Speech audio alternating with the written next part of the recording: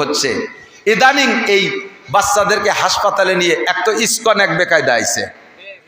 ইদানিং এসে ইসকন নাম শুনছেন না? জানেন না? অনেকে ইসকন জানেন না, মুরব্বীরা শোনেন। ভারতের থেকে একদল পাঠাইছে ওদের গোয়েন্দার মাধ্যমে, এই দেশি হিন্দু অথবা ওই দেশি হিন্দু, এরা আইসা যদি এদের প্রয়োজন হয় দাড়ি রাখতে হলে রাখবে, টুপি পরতে হলে পরবে, জুব্বা পরতে হলে পরবে, নামে মুসলমান হতে হলে হবে, মসজিদের ইমামতি করতে হলেও করবে, কোরআন শরীফ পড়া শিখতে হলে শিখবে, ভিতরে হিন্দু। এই যুবকরা আইসা এভাবে রূপ ধরে মুসলমান মেয়েদেরকে নামে মাত্র বিয়ে করে, হাকিকতে বিয়ে না, হাকিকতে বিয়ে তো হবে না, মুসলমান আর কাফেরের মধ্যে কখনো বিয়ে হয় না, ওরা অরিজিনাল হিন্দু। মুসলমান মেয়েদেরকে বিয়ে করে কিছুদিন এদেরকে নিয়ে ঘর সংসার করে ওই পেটে একটা দূরে বাচ্চা পয়দা করে তুই পলায় চলে যাবে। বাংলার জমিনে হিন্দুর বাচ্চা পয়দাকে দিয়ে চলে গেল। এরপরে ডাইরেক্ট করতেছে এই গাজীপুরে যেটা করছে, আল্লাহু আকবার, 13 বছরের মাদ্রাসায় পড়ুয়া মেয়েকে ধর্ষণ করছে। আর এই ধর্ষণের পক্ষ করেছে ওই জায়গার পুলিশ কমিশনার। সে কয়, ফেসবুকে দেখলাম, বাস্তবে খবর শুনেছি, পুলিশ কমিশনার কয় এই মৌলবী যে লাফালাফি করতেছে, যদি নির্বাচিত সরকার থাকতো এই মৌলবীর আমি গুলি করে মেরে ফেলতাম। তুমিও সেই রয়ের দালাল, কথা কন, তুমিও রয়ের দালাল, তুমিও ওই জায়গার দালাল। আরে বাংলার জমিনে বাংলার হিন্দু থাকবে, আমার কোনো প্রতিবাদ নাই, কিন্তু ওই দেশের থেকে এই দেশে মুসলমানের পেটে, মুসলমান মায়ের পেটে হিন্দুর বাচ্চা প্রোটেকশন দিয়ে যাবে, এটা কখনো মেনে নেওয়া সম্ভব? জোরে বলেন সম্ভব? এভাবে এই মুসলমানের বাচ্চার কানে হিন্দুরা উলুধ্বনি দেয়, যার কারণে মুসলমানের সন্তান হয়ে এই দেশে থেকে ইন্ডিয়ার টান, ইন্ডিয়ার প্রতি মোহাব্বত, ইন্ডিয়ার প্রতি ভালোবাসা, ইন্ডিয়ার জয়তে খুশি। তারা তো আমাদের জয়তে খুশি না। আমরা পতন হলে তারা খুশি, আমাদের ক্ষতিতে তারা খুশি, আমাদের পদ্মায় পানি দেয় না, ফারাক্কা বন্ধ করে রাখছে, আবার আমার পদ্মাতে ইলিশ চায়। তাদের সাথে আমার এত প্রীতির কি দরকার? আমলিগ করি, আমলিগ আর বিএনপি না, কোনো দলমত নির্বিশেষে আমার ভালোবাসা আমার দেশের সাথে, আমার ভালোবাসা মক্কা মদিনার সাথে। কথা বলেন ঠিক ঠিক না?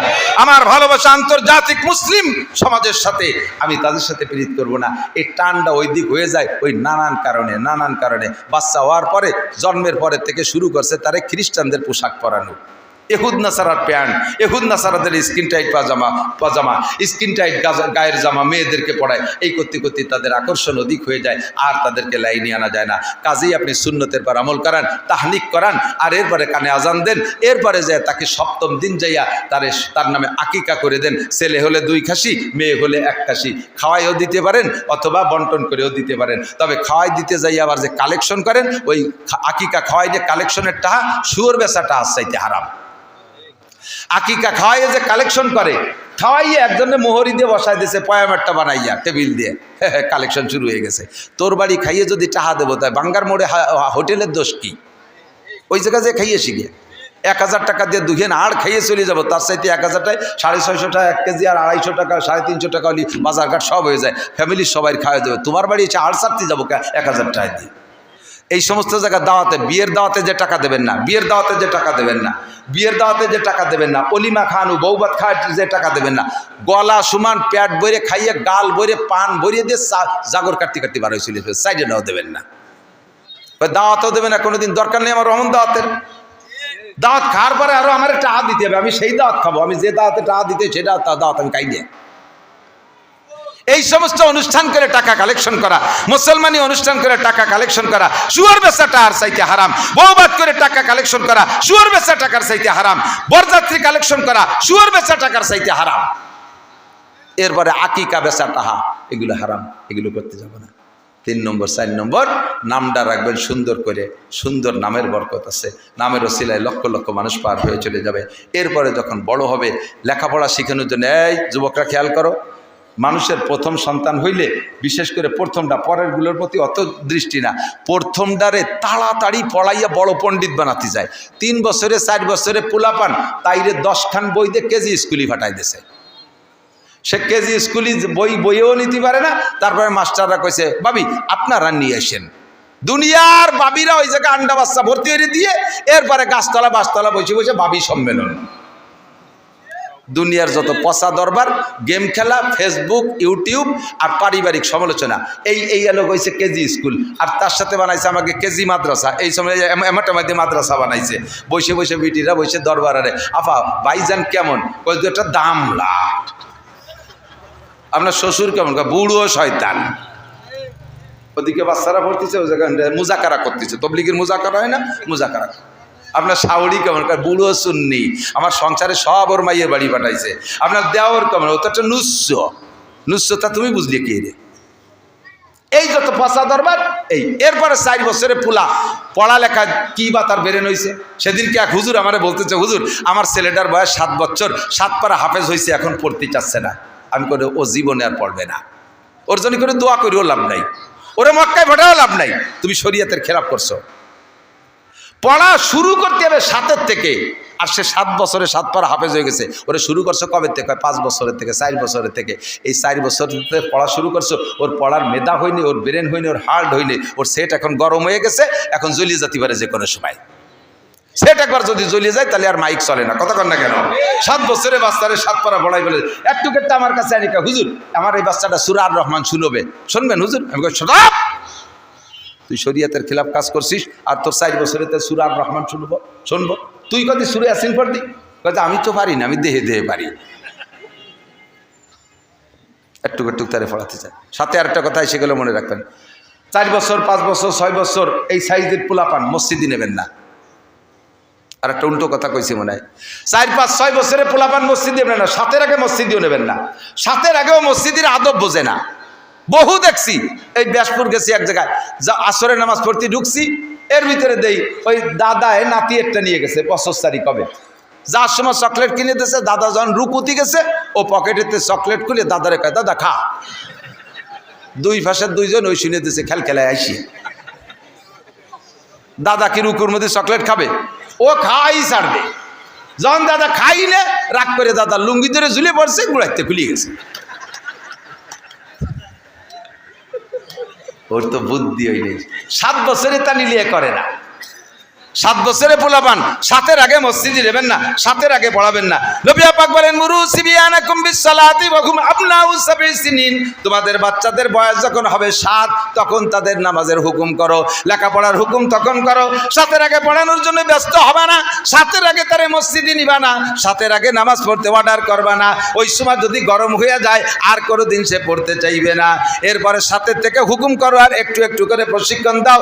অত্রিবুহুম আলাইহা ওয়া হুম আবনা ও 10 সিনিন, যখন বাচ্চার বয়স হয়ে যাবে 10 বছর পুরার পরে যদি একদিন বেশি হয়ে যায়, আর ওই একদিন যদি বাচ্চা নামাজ না পড়ে, নামাজের কারণে তাকে প্রহার করো, একটা পিটেন দাও, এই পিটেনটা দেওয়া ওয়াজিব। 7-এর থেকে হুকুম করো, 10-এর পরে যে নামাজের জন্য পিটেন দাও না পড়লে। আর কি করো, 10-এ যে আর একটা কাজ আছে, অভার রেখো বাইনা মাতা যে হেম, এ খেয়াল খুব খেয়াল, ইম্পর্টেন্ট, ভেরি ভেরি ইম্পর্টেন্ট, এদিক তাকান। অভার রেখো বাইনা মাতা যে হিম, 10 বছর হয়ে যাওয়ার পরে বাচ্চাদের বিছানা আলাদা করে দিবা, নইলে অ্যাক্সিডেন্ট হওয়ার সম্ভাবনা আছে। 10-এর উপরে বয়সী মেয়েকে মায়ের কাছে শুতে দেবেন না, 10-এর উপরে বয়সের ছেলেকে বাপের কাছে শুইতে দেবেন না, 10-এর উপরে বয়সের ভাই বোনকে এক জায়গায় শুইতে দেবেন না। 10-এর উপরে বয়স হলে বিছানা আলাদা করে দেবেন। দামি আলিশান খাটের দরকার নাই, কমপক্ষে বিছানাটা ছোট ছোট করে আলাদা করে দেন, একজনের গায়ের সাথে যেন আর একজনের স্পর্শ না লাগে।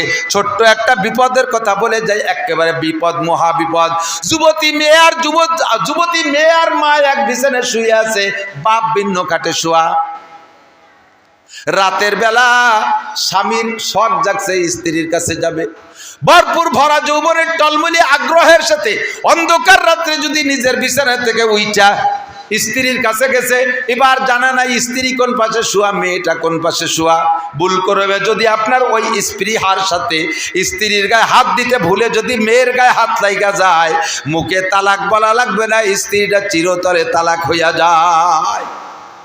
মুখে 3 তালাক দিলে আর এক জায়গায় বিয়ে করাইয়া কোনো কালে আবার বিয়ে করা যায়, কিন্তু স্ত্রীর গায়ে হাত দিতে যে যদি মেয়ের গায়ে হাত পইরা যায়, এই যে হারাম হয়ে যায়, আর কোনোভাবে হালালের উপায় থাকে না। না যায় দুনিয়ায় কথা বলা, না যায় বউরে বিচ্ছিন্ন করা, আবার না যায় একসাথে বসবাস করা। এরপরে যদি স্ত্রীর সাথে মিলন হয় তা হবে জেনা, এরপরে যদি সন্তান হয় ওই স্ত্রীর গর্ভে তা হবে হারামজাদা জাউরুর বাচ্চা। বিশ্বনবী মহাপণ্ডিত উম্মতের সব কিছু আল্লাহ জানাই দিয়েছে, ভবিষ্যৎবাণী দিয়েছে। আর একটু উল্টো শুনে নেন, যুবক ছেলে আর আব্বা এক জায়গায় শোয়া আছে, রাতের বেলা ওই ছেলের মা তার বাপের কাছে আসবে, অর্থাৎ স্বামীর কাছে আসবে, ভরপুর চাহিদার সাথে রাতের অন্ধকারে উঠে স্বামীর গায়ে হাত দিতে গিয়ে যদি ছেলের গায়ে হাত দিয়ে বসে, ছেলের বিশেষ করে শরমে যদি হাত পড়ে যায়, স্বামীটা চিরতরে হারাম হয়ে যায়, চিরতরে হারাম হইয়া যায়। এই জন্য নবী পাক বলেন অপাররিকু বাইনা মাদাজিহিম। অনেক আছে ছেলেরা 16, 17, 18 বছর পর্যন্ত মায়ের সাথে এক বিছানে ঘুমায়, মায়ের গলা জড়িয়ে ধরে ঘুমায়। আর ক্রেডিট জারে আমি আজও মার কোলের মধ্যে ছাড়া শুই না। মা ও কয় আমার ছেলেটা কলেজে পড়ে, ও আলাদা বিছানে শুই না, আমার গলা জড়াই ধরে শুই। যেদিন থেকে সে সাবালেগ হইছে, বলকে 10 বছরের পরের থেকে যতবার আপনার গলা জড়াই ধরে বাচ্চাকে ঘুমাইছেন, অতবার প্রত্যেক রাত্রে মার সন্তানের মধ্যে জিনার গুনাহ লেখা হইয়া গেছে।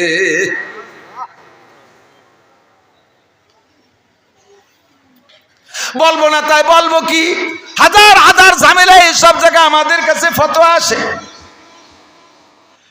সন্তান সমাজকে গড়িয়ে উঠান, মাথায় যাইয়ে 30 বছরে বেহামেও গুণিগা সারা দুনিয়ার সবাই টেলিও সুদা করা যাবে না, শুরু থেকে তৈরি করে উঠাইতে হবে। এজন্য নবী পাক বলেন মা উলিদালাহু ওয়ালাদুন ফালিহসিন ইসমা, যারকে আল্লাহ তাআলা সন্তান দিয়েছে সুন্দর একটা নাম রাখো, ওয়া আদাবা, আর তারে আদব শিক্ষা দাও, ভদ্রতা শিক্ষা দাও। কোন আদব শিখাবা? আমেরিকান আদব শিখাইও না, ইটালিয়ান আদব শিখাইও না, ইংল্যান্ডের আদব শিখাইও না, আরে হিন্দুস্তানের আদব শিখাইও না, মোহাম্মদী আদব তারে শিক্ষা দাও। কথা বলেন ঠিক ঠিক না? মাদ্রাসায় প্রাথমিকভাবে নুরানিতে আপনি 3 বছর সন্তানরে পড়াইয়া ওই বাচ্চারে হাই স্কুলে দেবেন, কলেজে দেবেন, বাচ্চা কোনোদিনও নষ্ট হবে না। 3 বছর নুরানি মাদ্রাসায় পড়লে আরবি, বাংলা, ইংরেজি, স্কুল কলেজের ছেলেদের চাইতে সুন্দর লেখা শেখে, নামাজের 60টি মাসালা মুখস্থ করে, 40টি হাদিস তরজমা সব মুখস্থ করে, নামাজের যত মাসালা আছে সব জানে। এরপরে দোয়া মাসুনা মাসনুন যা আছে সব দোয়াগুলো শিখে যায়, শুদ্ধ করে কোরআন পড়া শেখে। এই ছেলেটা যদি বিশেষ ক্যাডারও হয়, জীবনে কোনোদিন নাস্তিক হবে না। ওই ছেলে যদি সচিব হয়, সচিব ছেলে আব্বার জানাজার ইমামতি করতে পারবে। এই জন্য দোস্ত, মিনহা খলাকনাকুম, আল্লাহকে মাটি দিয়ে বানাইছি, এত হিকমত। আবার কিছুদিন দুনিয়ায় ঘুরাইয়া ফিহা নুইদুকুম, মাটির মধ্যে তোমারে নিয়েই ছাড়বো। অমিনহা নুখরিজুকুম তারাতান উকরা, আর মাটির নিচে নেওয়া পর্যন্ত শেষ না, অবশেষে সব মানুষকে হাসরের মাঠে আল্লাহ উঠাবে কি উঠাবে না? ও ভাই স্বীকার করেন, হাসরের মাঠে উঠতে হবে কি হবে না? উঠতে হবে। আপনাকে আল্লাহ বলবে না যে ও জামাল একটু উঠে আসো, ইয়া কবে না, কারণ উঠতে গেলে 1 সূরা আমরা উঠবো না। কি পরিমাণ আকাম করি করে মরতেছি, অত সহজে উঠতে যাবো না। আল্লাহ কয় তোমারও ওইভাবে তেলাই আমি উঠতেও কব না, আমি বলবো নুখরিজুকুম, তোরে বের করে ছাড়বো, 87 টাইনে বেরোবো। কোন জায়গা আসিস? ভিসা নিয়ে চলে গেছো লন্ডন, ও জায়গায় তো ব্যাগ ভিসায় ফেরত নিয়ে আসবো। সব কিছু আল্লাহর করার ক্ষমতা আছে না নাই? সেদিন আল্লাহর সামনে দাঁড়ায় কি জবাব দেবো, সেই জবাবগুলো তৈরি করার চেষ্টা করি। আল্লাহ তাআলা আমাদের সকলকে হক বাতিল বুঝার তৌফিক দান করে, নিজেদের সকলকে আল্লাহ তাআলা দিনের পর চলা সহজ করে দেয় এবং নেক সন্তানের আব্বা বানায় দেয়। জোরে বলেন আমিন। ভাষাগত ত্রুটি বিচ্যুতি মার্জনীয়। লাস্টে একটু রাজনীতি করে যায়, একটু খেয়াল করেন, একটু খেয়াল করেন। আমি কব না যে চরমনের হুজুরে ভোট দিন, কারণ আপনি চরমনায় মুরিদ আছেন কিন্তু ভোট দিতে রাজি না। ভোট আপনি আর এক জায়গা দেবেন, সিদ্ধান্ত নিয়ে ফেলাইছেন। আপনারে কব না যে মামুন সাহেবের দলরে ভোট দেন, বলবো না এটা না জায়েজ তা না, বললি দোষ নাই। এখন উন্মুক্ত রাজনীতি, সবাই সবাইটা করতে পারে, কেন বলবো না? কিন্তু তারপরও বলবো না। আমি একজনের কথা কইলাম, তারে ভোট দিলেন, সে যাইয়ে ওই সংসদে যে দুর্নীতি করা শুরু করে দিল। শেষে আপনি আমার এখন ও হুজুর আপনি করলেন, এই যার কারণে এই আকামে বাইদি গেছে, সে গুণা দিয়ে আমার আমল নামায় জমায়, আমি কি এরবো? কাজে আমি নাম কব না, শুধু এতটুক বলবো, আবু বকর, ওমর, উসমান আলী, তলহা, জুবাইর, বেলাল, আম্মার, সোহাইব আর আসবে না। বাচ্চা হারুনুর রশিদ, বাচ্চা সম্রাট আলমগীর, সম্রাট শাহজাহান দুনিয়ায় আর আসবে না। এখন যা আছে এই বছর সুযোগ যদি আসে, ভালো নির্বাচনের একটা সুযোগ পান, ভোট দিতে সুযোগ পান, আপনি ওই বড়গুলো পাইতেছেন না বলে যে একেবারে ভোট দেবেন না তা না।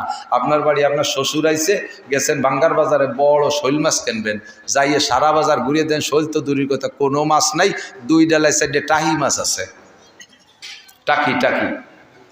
তো টাকি আবার 2 প্রকার, কয় প্রকার? কি কি আপনাকে দিক কি কয়? গৈরে টাকি আর বাইতো টাকি। আমাকে দিকে বাইতোটাই আর তেলুটাই, বাউতো টাকি আর গৈরেটাই। তো এই দুটির ভিতরে কোনটা ভালো? বাইতোটাই ভালো না। দুই ডালায় এক ডালায় সেটে বাইতোটাই আছে, শৈল নাই, বল নাই, গজার নাই, বড় বড় মাছ কিচ্ছু নেই, ইলিশ মিলিশ কিচ্ছু নেই, চাইয়া পাইছেন চারটে, দুই ডালায় দুইটা টাই মাছ পাইছেন, তার বাইতোটাই আর গলুটাই। আর এর শ্বশুরে তো ডাইল খাওয়ানো যায় না, মাছ তো একটু নিতে হবে যে কোনো কায়দায়। তা আপনি কি গড়িয়াটাই কিনবেন না বাইতোটা কি কিনবেন? এখন সেই বড় শৈল গজারের দিন নাই, রুই কাতল আর পাবেন না।